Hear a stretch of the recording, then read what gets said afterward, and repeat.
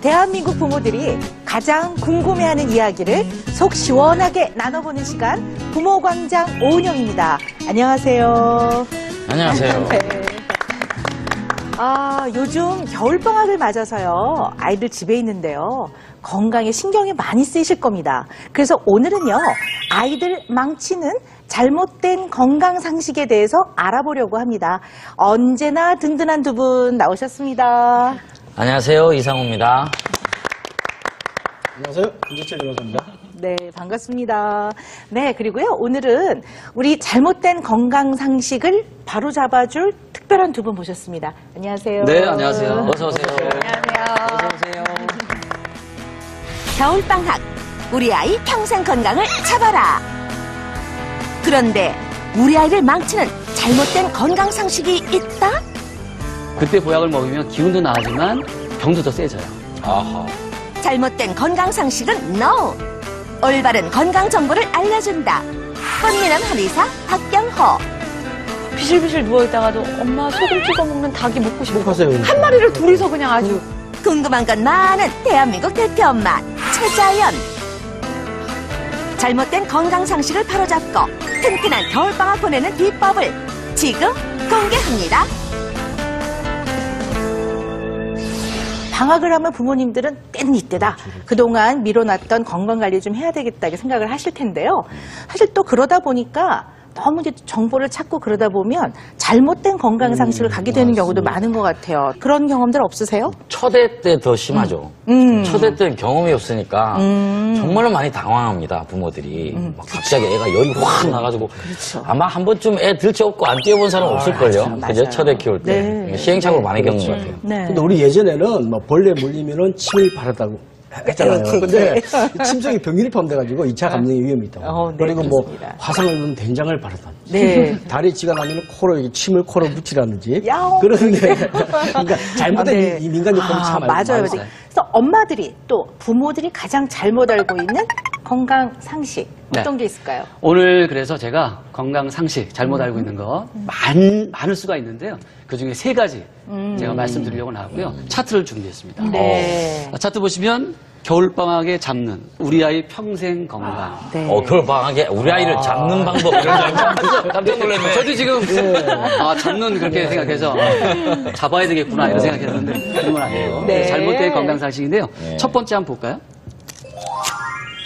성장기 아이 건강관리 필수는 보약이다. 네. 이게 뭐 잘못된 상식이에요?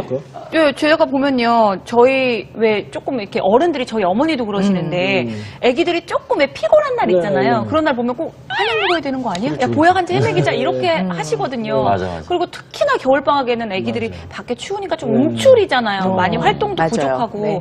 그래서 저는 올 겨울방학 때 보약을 한 잔 먹여야 되나 이 생각을 하고 있었거든요. 근데 저 첫째 민영이가 또래보다 키가 좀 작아요. 그래서 그런데 도움되는 한약을 한 2번 정도 먹였던 적이 있습니다. 네. 키가 뭐 자기가 작아서 작았는데 그걸 못 자라고 그걸 한약을 먹인다고 키가 커요. 안 크더라고요. 그 이재마 선생님이라고 아시죠? 예. 네네. 사상을 사상을. 창시하신 분이신데 그분께서 그 말씀하셨어요. 몸이 건강한 상태에서 필요하지 않은 보약이 살인지약이다. 살인지약이라는 게 뭔지 아시죠? 사람을 죽게 하는 약이 될 수 있다라는 오히려 거죠. 독약이다 이거네요. 그렇죠. 오히려 자기한테 부족하지 않은 거를 더 많이 먹게 되면 과유불급이라는 얘기 있지 않습니까? 그 말이 딱 들어맞는 말이기 때문에 성장기 어린이 아이한테 다 좋은 것이 아니다라는 것이죠. 야. 불필요할 수도 있고 반드시 필요할 수도 있는 것이죠. 근데 이 부분에서 많은 엄마들이 잘 모르세요. 우리 아이는 과연 먹여야 될지 말아야 될지. 왜냐면 어떤 엄마들은 우리 아이한테 보약 한 번 안 먹이면 엄마가 큰 죄 짓는 사람처럼 그러니까요. 제가 그런 분도 계시고 우리 아이가 그냥 엄마가 봤을 때 주관적으로 아이가 잠도 많이 자고 피곤해하는 것 같으니까 보약 먹여야지 라고 하는 경우도 있거든요. 그런 것보다는 조금 더 구분을 정확하게 해줬으면 좋겠어요. 그래서 필요하지 않는 아이와 필요한 아이 이렇게 한번 구분해봤으면 좋겠다는 생각이 들거든요. 야, 근데 이거 많이 그렇게 생각하지 않아요? 보통 애들이 한 4세에서 6세 정도 됐을 때 한번 다 먹여라. 그러니까. 그 성장기 때 보약 한번 딱 그때 먹여줘야 된다. 이거 거의 뭐 상식처럼 알고 있었거든요, 진짜. 정설이죠? 아닌가요, 그게? 네, 그렇죠. 그래서 제가 첫 번째 잘못된 상식이라고 말씀을 드린 거고 정말 보약이 필요한 경우에는 허약 아이인 경우에 꼭 필요할 수 어머, 나 있다고 우- 생각되는데 우리 아마 맥있는데? 5살 때? 안 허약하잖아. 안 허약해요. 근데 그 나이 때 맥이라 그래야 맥있어. 그렇죠. 네. 자, 그럼 허약한 아이가 어떤 아이인지 일단 한번 네, 기준을 네, 제가 네. 말씀드릴게요. 네. 아주 일반적인 기준이라고 보시면 될 것 같은데 특수한 경우는 아니지만 우리 아이 같은 경우에 만약에 감기는 자주 걸리는데 네. 감기가 잘 한 번 걸리면 잘 안 낫는다. 감기 자주 걸리는 건 괜찮습니다. 문제가 안 됩니다. 허약한 아이가 아닌데요. 중요한 건 감기가 걸린 이후에 잘 안 낫는 경우. 최소 일주일 정도면 감기가 나야 되는 거예요. 그리고 아니면 열흘 정도면 나야 되는데 길어지면 안 되는 것이죠. 두 번째는 배가 자주 아프다고 하는 애들이 있어요. 엄마들이 되게 또 우리 아이는요 밥 안 먹으려고 자꾸 아침만 되면 밥 먹으려고 하면 배 아프다고 해요 라고 했는데요. 그것도 사실은 꼭 그렇지 않아요.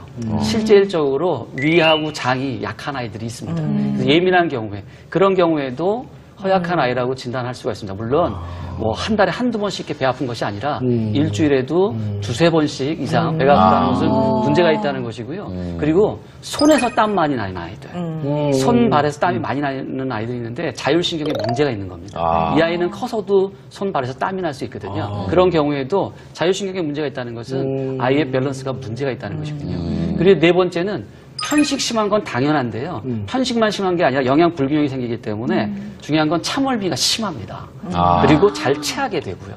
이런 아이들이 이제 영양 밸런스 문제가 있기 때문에 반드시 보약이 필요한 경우가 되겠고 이제 마지막으로는 제 나이대에 키와 몸무게를 가는 게 좋잖아요. 네, 뭐 그렇죠. 1학년을 예를 들자면 7살, 8살 정도 되면은 여자아이는 한 23kg에 122cm 정도, 남자아이는 24kg에 123cm 정도, 이 정도가 적당하다 본다면 그것보다 훨씬 미치지 못한다고 했을 경우에는 당연히 그건 보약이 필요할 수 있겠죠. 야, 그럼 우리 민지 같은 경우에는 편식 심하고 밀가루식 좋아하고 키가 또래보다 작고 그럼 보약을 먹여야 되네. 그래. 아빠 닮은 거라니까요. 자, 이런 경우에도 지금 말씀하셨는데 이런 경우에도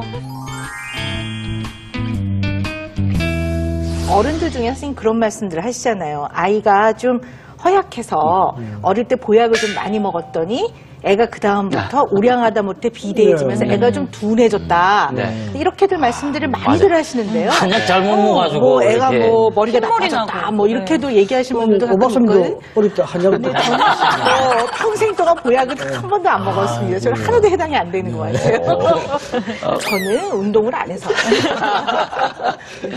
어떻습니까, 선생님? 예, 그 만약에 그 녹용이라는 걸 먹었던 아이들이 다 크면서 다 살이 쪘다면 그 말이 맞죠. 근데 어떤 아이는 살이 찌고 어떤 아이는 살이 안 쪘기 때문에 녹용이라는 것을 먹었기 때문에 살이 쪘다라고 인과관계를 얘기한다는 것은 잘못된 것이죠. 그건 과학적인 얘기가 아니에요. 그리고 더더군다나 우리가 약을 먹게 되면 그 약의 효과가 2달, 3달, 1년, 2년을 지속하는 게 아닙니다. 한약이라고 하는 것도 들어가서 24시간 이내에 또 다 빠져나가고요. 우리 몸에서 그걸 받아들여서 장기가 건강함을 찾고서 그 기운으로서 보약이라는 개념을 가지고 뭐 쭉 끌어가는 것이지 약 기운 때문에 끌어가는 게 아니에요. 그러니까 그렇기 때문에 약을 먹고 한 1년 있다가 살이 쪘다라든지 이런 거는 얘기가 안 되고요. 또 약을 먹는 도중에 만약에 살이 쪘다고 한다면 그건 있을 수 있습니다. 그건 왜냐하면 얼마든지 약이라고 하는 것은 아까도 말씀드렸잖아요. 고약이 될 수도 있지만 사약이 될 수도 있잖아요. 독이 될 수도 있죠. 그 아이한테는 그 약이 독이 됐을 수도 있다는 것입니다. 그래서 아까 제가 말씀드렸던 그 객관적인 상황이 굉장히 중요한 거예요. 무조건 우리 아이한테 보약이라는 걸 사용했을 때는 잘못하면 지금 말씀하셨던 비만화가 될 수도 있는 것이죠. 네.